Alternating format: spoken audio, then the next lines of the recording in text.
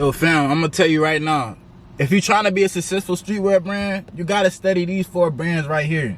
Spider, Corteiz, Who Desires War, and Broken Planet. After this breakdown of this video, you guys at the end of this video will be able to know exactly how to market your brand effectively and exactly what strategies these brands use to get to the level they at today. But without further ado, let me go ahead and hop into the video.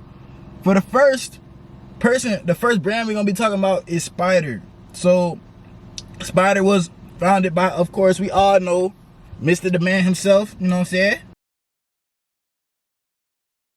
Young Thug. Now, this brand really blew up for real when Young Thug was behind bars. Now, that is an unfortunate fact, you feel me to say, but to be honest, we all seen it. Like, as Young Thug was behind bars, more and more Spider hoodies, you know, TikTok kids start wearing Spider hoodies and skinny jean Amiris, you feel me, in New York, you know what I'm saying?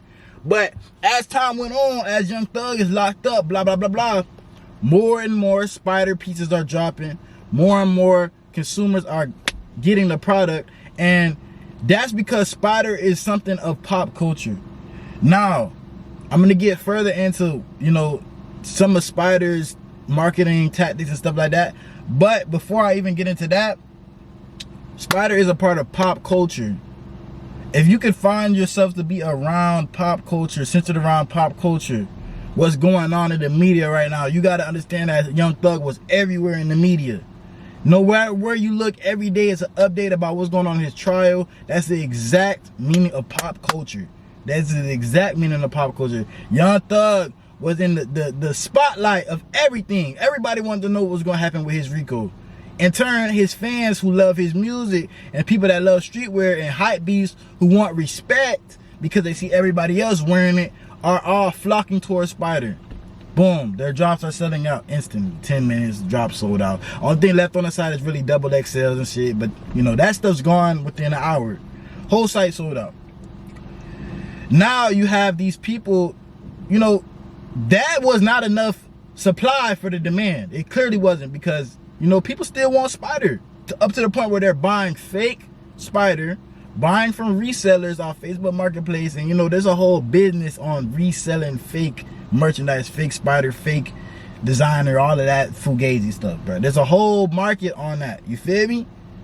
So the supply that Spider made could not meet the demand of the product. Therefore, resellers, a lot of these resale stores that sell Spider, a lot of these fake brands are filling the gap that Spider could not fill, or they filled their gap enough to where they wanted to, right? So they wanted their pieces to be limited to this amount, because I'm pretty sure if Spider wanted to, you know, let's say stock 100,000 hoodies, they very well could, you know, it'd be millions of dollars, but they very well could do that. They very well could stock 100,000 hoodies, you know what I'm saying? That's very well possible. But, you know, they did probably something more manageable, probably like, you know, 10,000 hoodies, maybe 10,000, you know, pieces. Something along those lines, which you can still make millions of dollars from selling 10,000 pieces, right? You don't have to sell 100,000 pieces to be a millionaire. You really are a millionaire, depending on your average order value, at 10,000 orders. 10,000 orders, you really should be having $1 million, 7-figure business. No matter pretty much what you're selling. As long as you're selling something, let's do the math, bro. If you get 10,000 orders, I'm getting a little bit off track, but I want to let y'all realize, like, and see how achievable this is. I wouldn't say easy, but this is achievable. Let's say you get 10,000 orders. You need $10,100 orders. You need $10,100 orders, which Spider is very, very, you know, in that price range. Their hoodies go from anywhere from $80 to $150, depending on what is on it, the rhinestones, different embroidery, really what it, depending on what the product is, if it's pants, if it's hoodies. But if you sell 100 products, or if you sell 10,000 products over $100, that's your 7-figure right there. That's your $1 million mark right there. So depending on the average order value, you know, they're making $1 million a drop, 7 figures a drop. I want to say $1 million, it's probably 7 figures a drop, because it's probably more than $1 million. But that's how, bro, let me get back to what I was saying. That's how the brand Spider actually, you know, kind of came more mainstream, because of course any brand started by a celebrity is automatically going to have an advantage over, you know, brands like you and me, you know, people at home watching.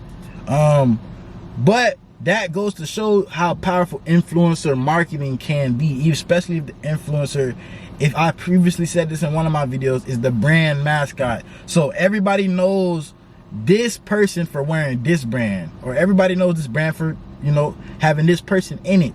So for example, like I said in my last video, Lil Tyler, shout out bruh, was my brand mascot for a little while, almost 2 years, you know what I'm saying? I mean, I guess you could still say he is still, you know what I mean? But, you know, back then it was more, you know, stamp powerful. Oh, I seen Lil Tyler wear this. Oh, I seen Lil Tyler wear this. And that's why my brand got, you know, a lot of sales and so much respect, because the celebrity presence of it. You see what I'm saying? Like, that's why Spider is you know, 99% of the reason why Spider is where it is today is because of their consistency and their influencer and connections.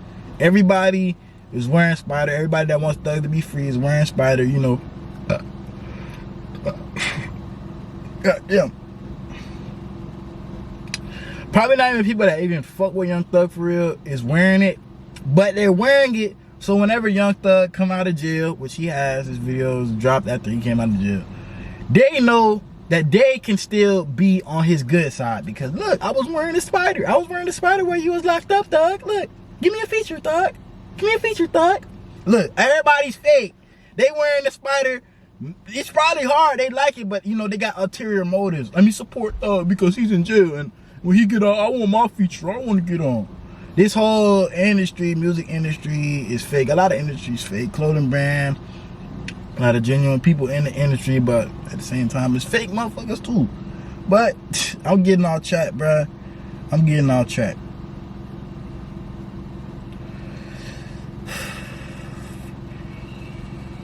So now let's get into the actual, like, I got a little off track in that, but let me get to the actual analysis of Spider. So Spider's aesthetic is, I'm gonna put a couple, you know, pictures. Let me go ahead and move the camera so I can put them next to me. So Spider's aesthetic, aesthetic. I can't even say it. Spider's aesthetic is kind of that streetwear, Y2K, early 2000s color palette. I would say color palette in terms of fitting and sizing is really on par to what's in style now. So kind of, you know, a little baggier, a little looser of a fit, depending on what size you get. I normally see a lot of people wear their sweatpants, Spider sweatsuits baggy. So a little bit of that Y2K little baggy kind of styles. Nowhere near when Young Thug came up in 2016 with the tight skinny jeans and the flannel shirts and the tight, you know, white tees. That is that 2016 signature style. But Spider is more of a, you know, early 2000s color palette. You see they have a lot of, you know, colors. And the fit of their clothes is pretty much baggy, loose, comfort wear. You know what I'm saying? Comfort wear, street wear, stuff that you wear to the airport, stuff that you wear out, and you still look nice, you still get respect because everybody knows what that brand is. And you can be comfortable while you're doing it. That's why a lot of the target audience, hype beast. Let's be honest, bro. If you're buying Spider, you're either the biggest Thug fan, or if you don't like Thug music at all, bro, you just like how it look, or you're a hype beast and you want people to respect you based off what you're wearing. And I'll tell you this right now, they aren't respecting you about what you're wearing, bro. They respecting you because they think that you have money and they think that you can do something for them. Dress individual. You need to dress how you want to dress. Dress with individual style. Like, I'm so tired of the hype beast. And honestly, hype beast, stuff being hype beast is good for our brands in a way because it makes our brands sell out fast. Just like that. We don't have to worry about sitting on inventory because our stuff moves. Like, think about in 2017, 2016, how fast Supreme stuff was moving. I remember being on the bus early in the morning, or I don't remember what time they used to drop, bro. I think it used to be like first, second period, bro. But I used to have a VPN on my phone and try to buy anything off Supreme website. I didn't care what it was, but anything off Supreme website just to say I had it. Maybe resell it in the future. But I was a kid, bro. That was 2016, bro. I had to be like, that was almost 10 years ago, bro. I had to be like 11, 12 years old trying to buy Supreme on on their website and shit. But yeah, that style is like on some baggy, still want to pop out kind of, you know, type of fit. You feel me? But like the brand culture isn't even just about clothes. The brand culture consumes hip-hop as a whole. So when you see what I tell you, like, make your brand a lifestyle, a culture, not just a piece of clothing. I will keep on repeating this every video because you guys have to realize that these brands are strategic in everything they do. They don't just drop clothes. They don't just do photo shoots. They don't just post pictures and post reels. These things are calculated. These things are thought out by teams, especially these big brands that we're analyzing right now are thought out by teams and members and a bunch of people thinking into strategizing how is this product going to be able to move as fast as possible for the most profitable price possible. You see what I'm saying? Like, this is not a one-man job, bro, for most of these companies. And that's why, you know, when it's time for you guys to scale up, get more employees, get more members, get more minds on your team, because that's what's going to be able to jolt you forward to these big levels like the brands we're analyzing right now. You can't do everything by yourself, bro. Of course, it's, you know, designers that sew and cut and sew and do everything themselves, but look, they aren't really, you know, they probably is happy what they're doing, but they aren't free. Let's say they aren't free. They don't have the time. Like, if you gotta drop on Friday, and you got 50 pair of pants you had to make by Friday and it's Monday, your whole week is done. Like, and you're the designer, so you can't really hire nobody to really sew and do all that stuff for you.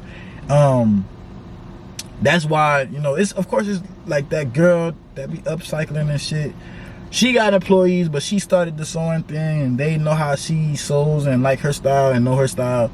But like I was saying, you need more people on your team, blah, blah, blah. You need more people on your team to be able to achieve what you want to achieve, bro. Like, I'm tired of getting off track, but I'm sorry. But like I was saying, the brand culture of Spider is hip hop in general.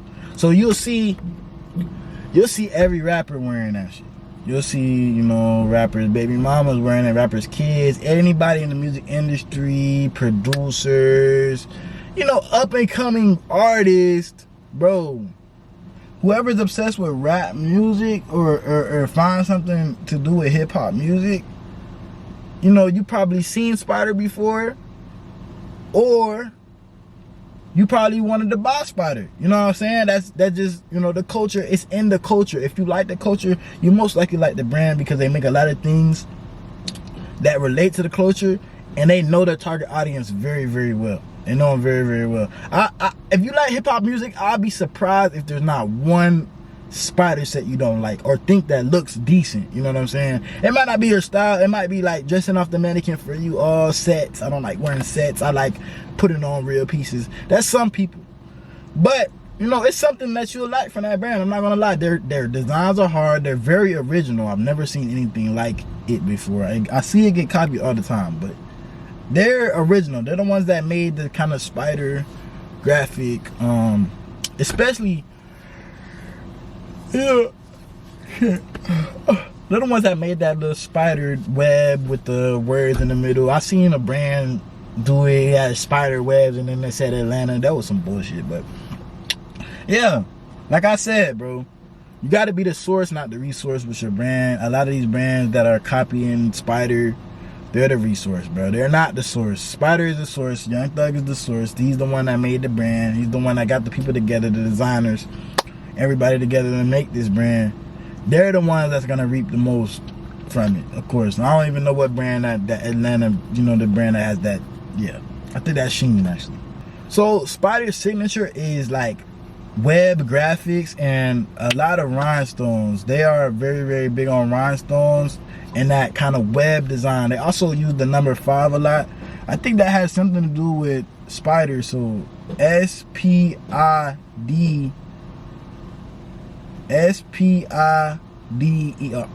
I don't know where, because Spider is 6 letters, so I don't know where the 5 comes from. The 5 could be gang related, I know. But hey, I talked about this in the last video, but we're gonna go ahead and go over Corteiz. Now, I think you guys like when I talked about Corteiz last time, and I went on and talked about Corteiz target audience is full of BYNs. If you guys didn't catch that video, a BYN is a British young nigga, like a BYN. So somebody in British, somebody who's in Britain or is obsessed with the British fashion, you feel me, that wears the Nike Techs, the ski masks, the Dior B22s and the side Louis bag. You feel me? Those are the British, the roadman. The roadman. That's what the BYNs are. Roadman. I'm a roadman from the yard. A lot of them niggas are like, you feel me, Caribbean immigrants from the Caribbean that moved to islands. I actually have cousins in the UK, you feel me, that came from our Caribbean country, Dominica, that moved over there, you feel me, and you know, they started their whole family and they got British accents, while our family, you know, we moved to Florida. But we move all over, but that's off track.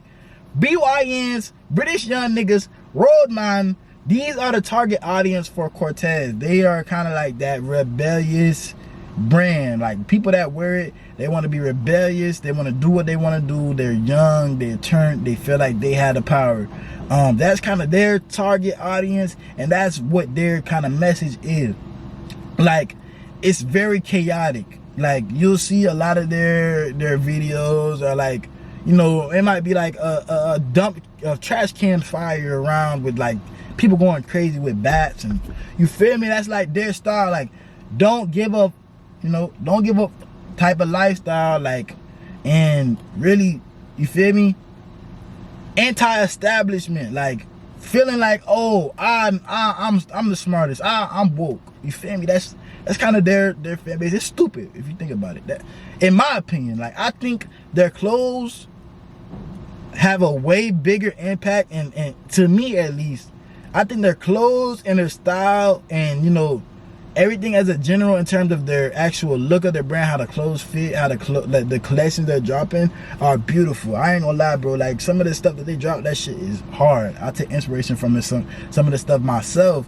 But ethos of the brand, the rebellious stuff, you feel me, like tearing stuff up, being rebellious, anti-establishment stuff, like, I just think it's kind of corny, bro. Like, I think that shit's corny. I think it's edgy. There's nothing cool about tearing stuff up, you feel me. It's nothing cool about necessarily being a YN, bro. I'm gonna keep it a buck. It's not really nothing cool about being a YN. A lot of people just want to be a YN just so they can get hoes and so their homies fear them and respect them, you feel me. That it's really stupid, bro. And a lot of these people are hurt and traumatized, bro. Trust me, I know a lot of YNs. They're hurt and traumatized. They want the respect and they want hoes.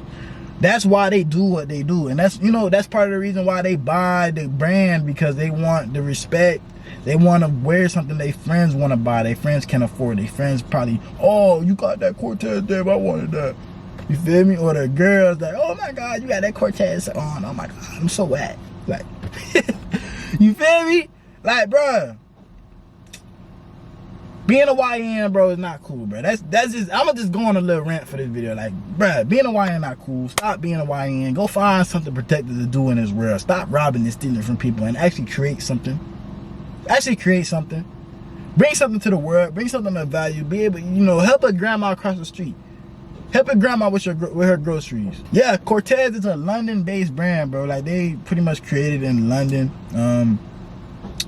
Their owner is this guy right here. I don't remember his name, bruh, specifically. I don't remember his name, but he is like pretty popular. You know, the brand kind of gave him the notoriety and the respect from all the BYNs. You know what I'm saying? But the way that Corteiz does the drops, they're very exclusive. They're very exclusive brand that has a lot of that stuff that's limited. A lot of their clothes are limited, and their Instagram page at one point, I think up into 1 million followers, was actually a private Instagram page. So their whole, you know, kind of marketing behind their brand was, all right, we're for BYNs, we're exclusive. Like, you know, kind of the whole thing of criminality and being a criminal is like to be exclusive. Not everybody can know what you do. Not everybody can know, you feel me? So that all tied into like the criminal Corteiz lifestyle. Like, you know, that's kind of their lifestyle, and the people that relate to their brand, what they like, crime and urban, and you feel me? That's their brand, and that relates to a lot of people.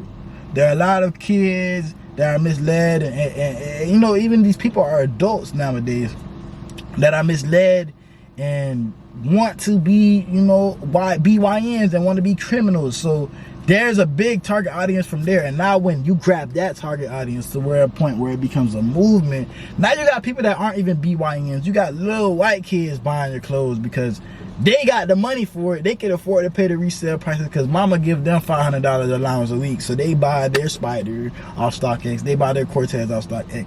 And they buy their Nike ski masks, and they try to act hard, and they like this drill music. And that's just a target audience of that brand, bro. That's just a target audience of that brand, bro. Their marketing really comes from their big meetups that they have where they, you know, these people are out of control sometimes. Like, I ain't gonna lie, they're lit. I'm gonna just say they lit, fam. They out of control, they lit, they OC. But they have these big meetups where, you know, a lot of their fans meet up. They do whatever Corteiz fans do, tear stuff up, yeah, cause problems, you feel me?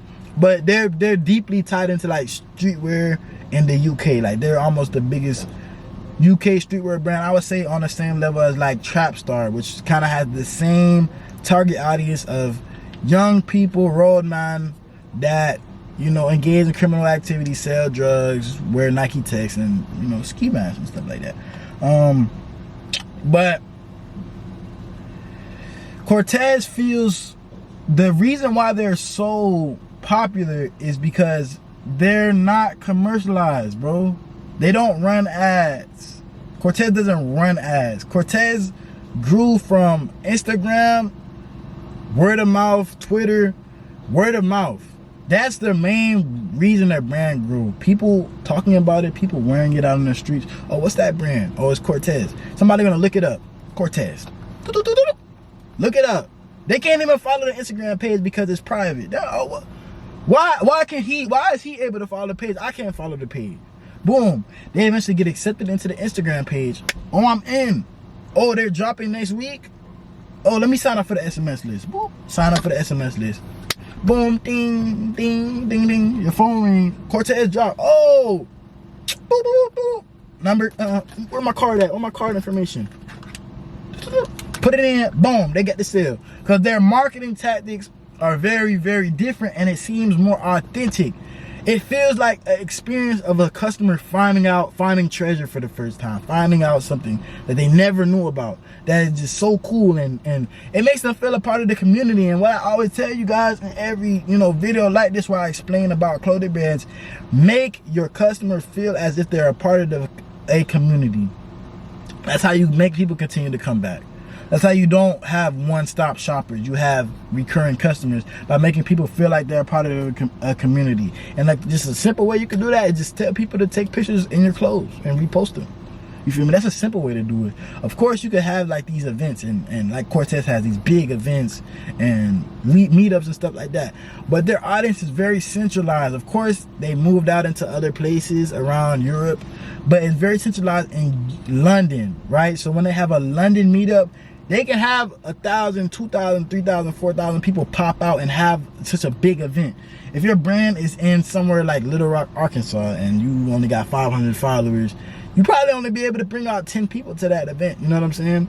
But if you're on Corteiz level in a big city, and your city is very local based, like I told you guys in the last video, make sure your brand is connecting with the locals. It's very local based. You can have the events and you can market like Corteiz does and have these big meetups and stuff like that, and, you know, physical pop-ups. Kind of, I don't know if Corteiz does physical pop-ups, but I know they have big meetups and you could pop up there too. So, you feel me? That's kind of Corteiz as a whole. But you guys know Corteiz, you guys know Spider, bro. Let me talk about a brand that's a little less known than them. Broken Planet, which is still a big brand. It's probably, you know, it's right under Corteiz, right under Spider. They're 800K up. Here's their Instagram page right here. But they're also a UK brand, and clothing, streetwear brands in general, UK is taking over. Like, it seems like it. UK, EU in general. Like Name Collective, Broken Planet, Corteiz. These UK streetwear brands are, you know, kind of revolutionizing things. I think it's always, you know, Europe has always been the place for fashion, and you know, the United States kind of had that fashion thing on lock, you know, for the last, you know, I say like 7, 8 years, 10 years maybe. But as of like maybe 2023, 2022, more and more Europe brands are becoming like seen and throughout, you know, the world and stuff like that. So that's a very, very cool thing to see. But they go back, Broken Planet.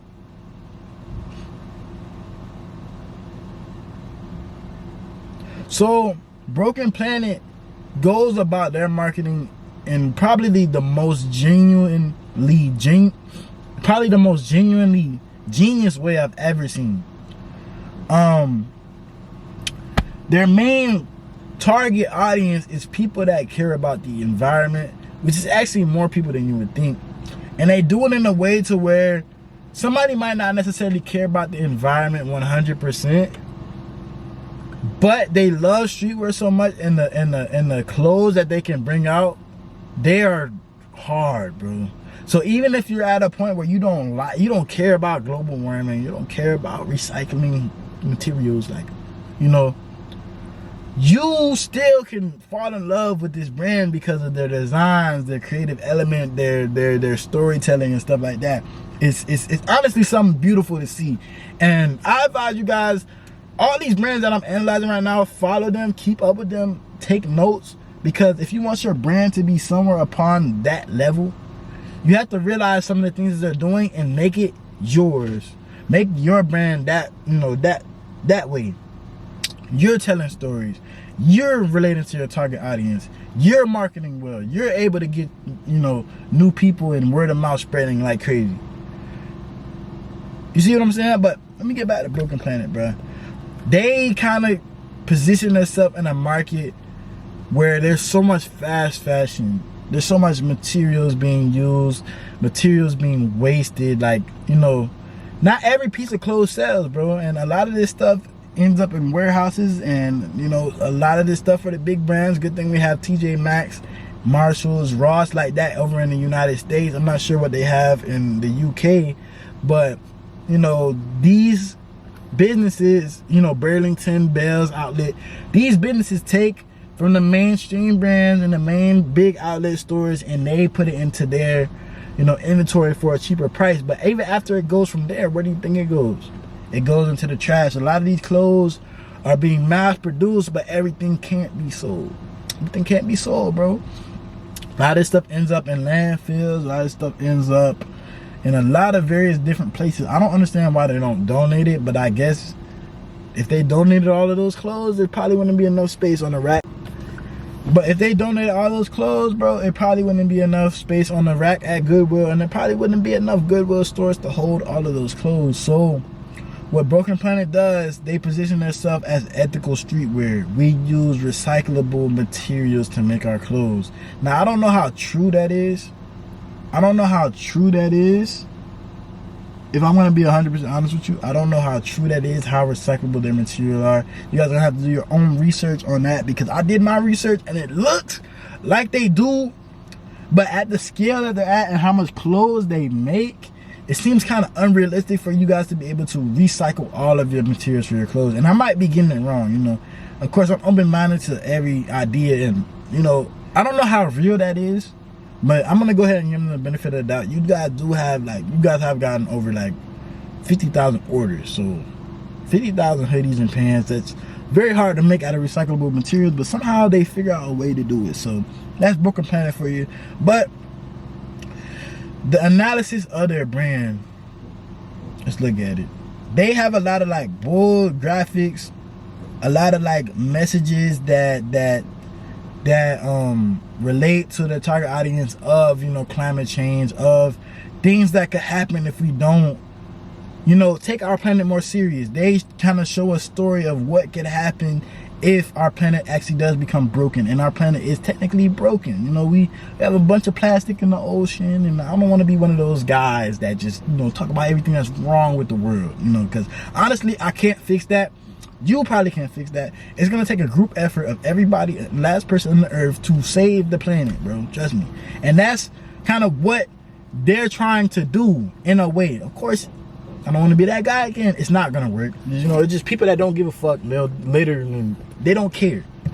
But that brand gives people hope that, no, it's actually people that care out there. It's actually people that care about the planet so much to where they'll make a brand that spreads the meaning and spreads the message of saving the planet while using materials that have already been recycled. You know what I'm saying? So that's what their target audience is. And it's a lot of, you know, like, I'm not even gonna say anything about that. You know, their target audience is their target audience, but it's a lot of people that, you know, would care about stuff like that, that would care about global warming and things of that, you know, reason. I don't want you guys to get on me in the comments because global warming and it's so serious and blah blah blah. What are we gonna do about it? Like, we can spread about it and talk about it all day, but let's talk about how to get rich. Because look, you will be able to make the most change. You'll be able to make the most change in your life, in your family's life, in other people's life, the world as a whole, if you have money. If you have money, bro. Have you ever heard of altruism? Brought me a plate while I'm out here working. But yeah, altruism is literally the exact, what was I saying? Altruism is literally when, oh, you guys heard the definition I said. Altruism is when you get rich on purpose. Damn. Altruism is when you get rich on purpose to be able to disperse your money throughout and help as much people as possible. Bro, I'm off track.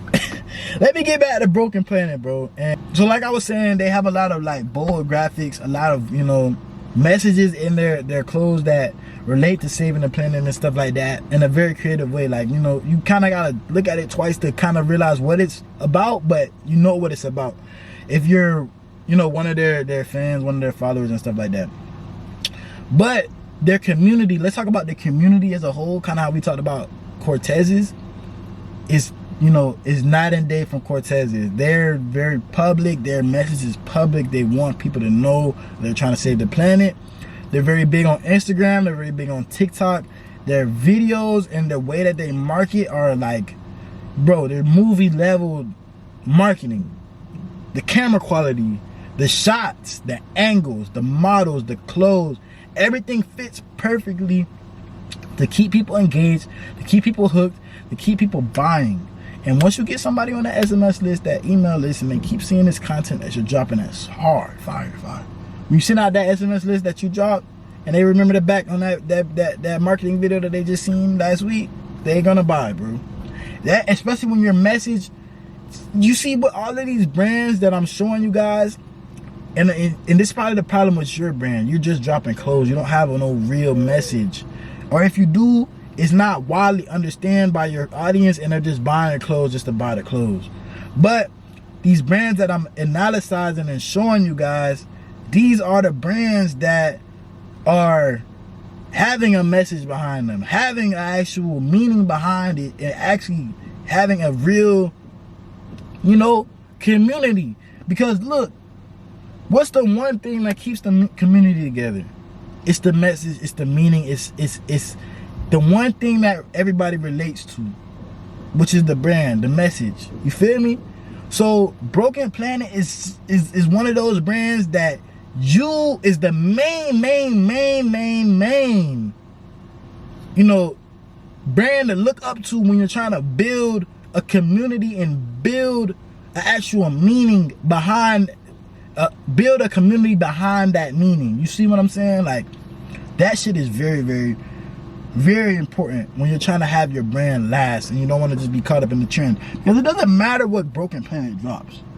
Broken Planet can make rugs. Broken Planet can make furniture out of recycled stuff. Just their actual message and what they're trying to accomplish is going to sell their products. It's going to sell their products. Because people feel good about buying their clothes. They feel like they're helping the planet. But in all actuality, they're helping the business owner. And they're helping the planet in probably 1% way. But, you know, it feels bigger than that to them. It feels like 100% to them. Even though it's 1%, it feels like 100% to them. Because They see all of this global change and global warming, but nobody knows what to do about it.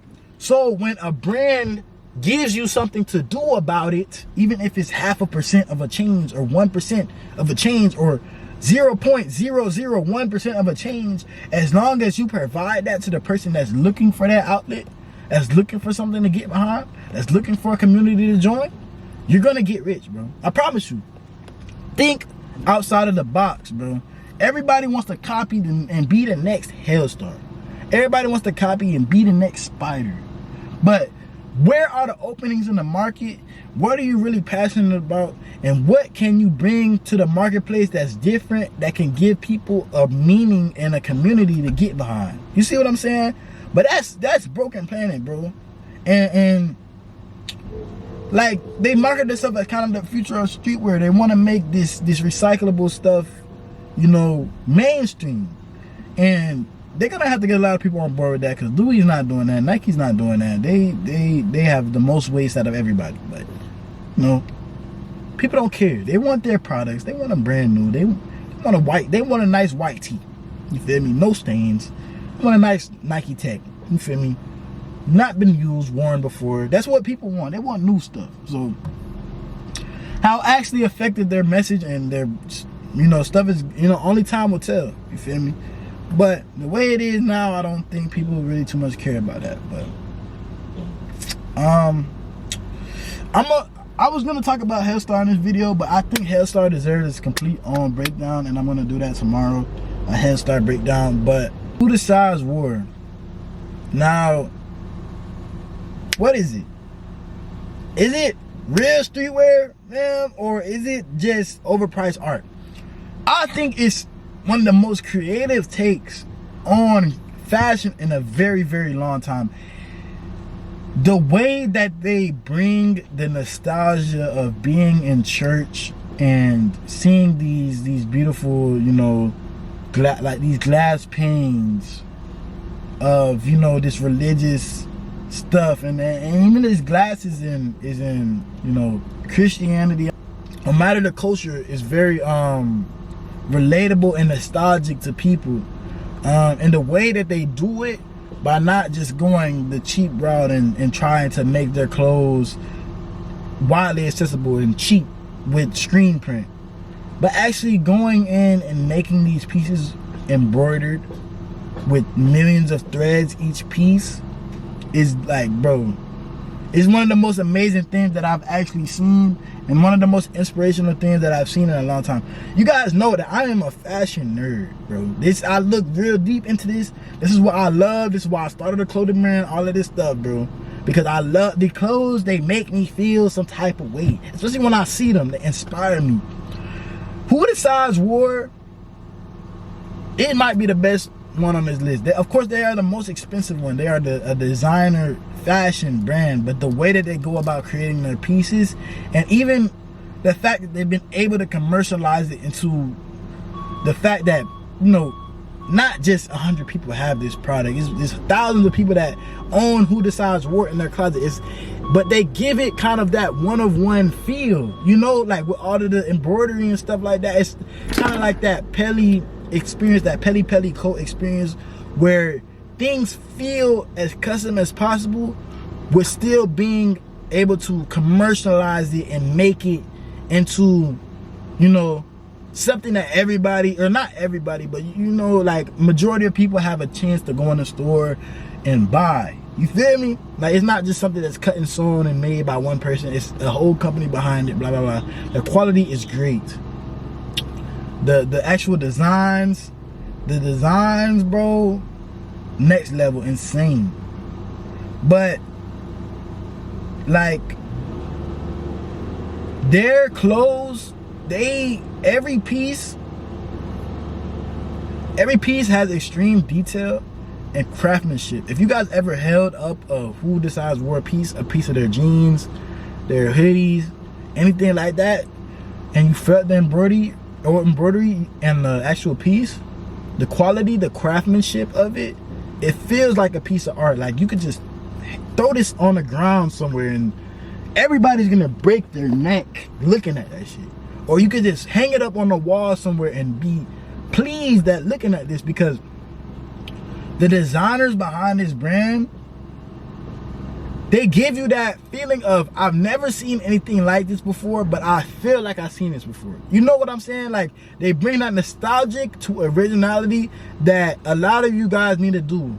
And that's actually a good way to be able to sell your product. If you're able to bring nostalgic as well as originality to a piece, that's gonna increase the average, or that's gonna increase the average somebody. That's gonna increase your conversion rate so high. That's gonna make your brand go viral even more, because look, everybody is worried about them. Nobody really cares about you, your brand. They care, but you know, it's all about how it makes them feel at the end of the day. That's why they care. You know what I'm saying? So if your clothes can make people feel nostalgic and feel how they used to feel back in the day, nostalgia is a feeling of flashback to a good time. If you can relate that and make it original at the same time, you're winning. And nostalgia is something that Who Decides War actually built their brand on, with these religious type of, you know, pictures and embroidery designs that they have. Like,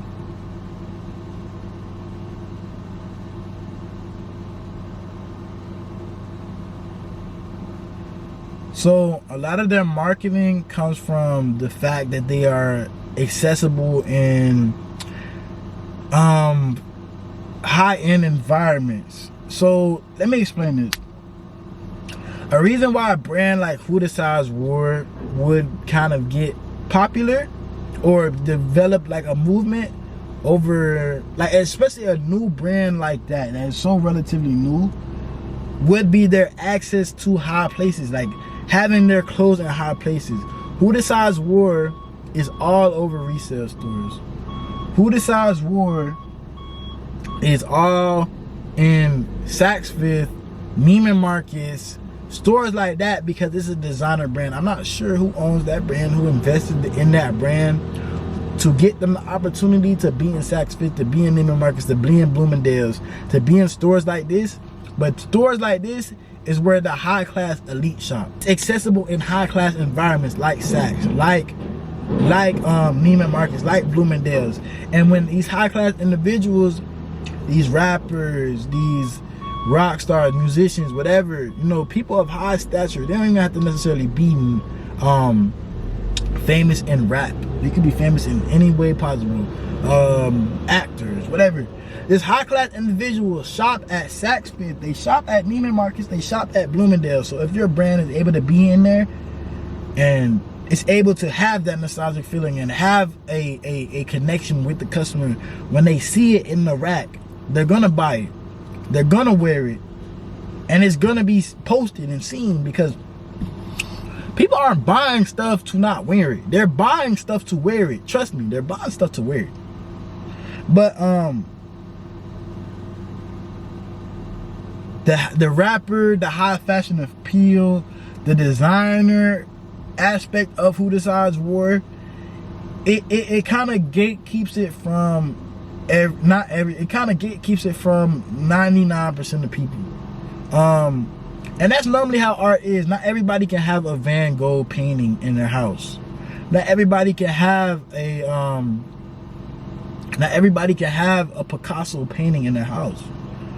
But that 1% of people are able to do that. So they can see who they're marketing to. They're marketing to wealthy individuals, people that can buy a $500 hoodie and it only be 1% of their daily income. That's their target audience. They're looking for rich, super wealthy individuals that make extreme amount of money, that are, you know, that find a sense of nostalgia with their clothes. So I'm gonna go ahead and do a conclusion, because I was all over the place in this video, I'm not gonna lie. But to those who stay to the end of the video, I'm gonna go ahead and give you guys a conclusion and my final thoughts. I didn't get enough sleep last night. I'm gonna go ahead and give y'all my final thoughts with these 4 brands that I talked about today. Which actually, before I give you guys my final thoughts, I want to hear You found me.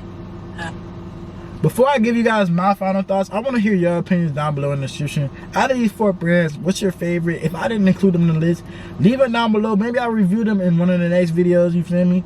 But yeah, my opinions on all these brands, of course, Who Decides War is my favorite. They give me the most, you know, experience when I look through their clothes, look through their storytelling, their brand. All of these brands have their own target audience and stuff like that. Each brand markets in a different way. So for example, Spider, they're more so marketing through the hip-hop avenue of hip-hop influencers, producers, rappers wearing it. That's how they're marketing their brand. That's how people are seeing it. Of course, a brand like Corteiz, they're private, but they're well known. A lot of their marketing comes through word of mouth, these events that they're throwing, and just people seeing people around town wearing the brand, asking them where it's from. Of course, falling into that funnel, following their brand on Instagram, of course, not being able to be accepted immediately. They have a private Instagram page. A couple days later, they get accepted. Now they're in the fold of this marketing system and this community that they built. Third brand. Damn, who was it, bro? Oh yeah, the third brand, Broken Planet. The way that they market is, you know, pitching global warming and using recyclable materials and using that to make their clothes and make their message about saving the planet. And even their name comes down to something that their target audience will relate to. They'll feel like the planet is broken. They feel like we need to do something about it. And their brand, the actual marketing of their brand, is giving people an outlet to do something about climate change, to do something about these wasted materials that are in these factories. You see what I'm saying? So a lot of people can get behind that, and that's why they built up the following that they have today. Now on to the last and final brand, Who Decides War. Like I told you guys, they're a designer brand. The way that they market is very, very brick and mortar retail, resale stores, you know, a lot of high class individuals wearing their clothes, and of course being in Saks Fifth, being in Neiman Marcus, being in Bloomingdale, stores like that, so where these high class individuals shop and their target audience is right there, to a point to where we necessarily don't have to do the most marketing and ad campaigns and stuff like that. Of course, Who Decides War is the designer brand. They have runway shows, different ways that they market, a lot of different ways that they market, but the main way that they are marketing is through their actual clothes being in stores and having a piece that is less like clothes and more like art. That's how they're standing out in this world of fast fashion. Everybody has their kind of way of standing out in, you know, the fashion industry nowadays. I just feel like Who Decides War have done it in the best way possible, to where they are bringing the more artistic side of fashion and clothing back. But that's just my opinion, you feel me? It's been your boy Chai. I love helping you guys like analyze these brands and give you guys a different perspective and how you guys can grow your brand and stuff like that. If you guys do enjoy this video and you guys do like my voice, I do have a Discord. It's free, you guys can join it. I do get free game in there every day. I'm trying to, you feel me? It's been a lot, but I will be giving free game in there every day. I'm gonna be way more consistent on it. You guys join. By the time you in there, y'all gonna see it's a lot of free game in there already, free resources and stuff like that. But yeah, it's been your boy Chai. I'm gonna go ahead to catch y'all on the next video. Make sure you guys watch the video at the end of this one in the cards, but I'm gonna catch y'all on the next one. Yeah.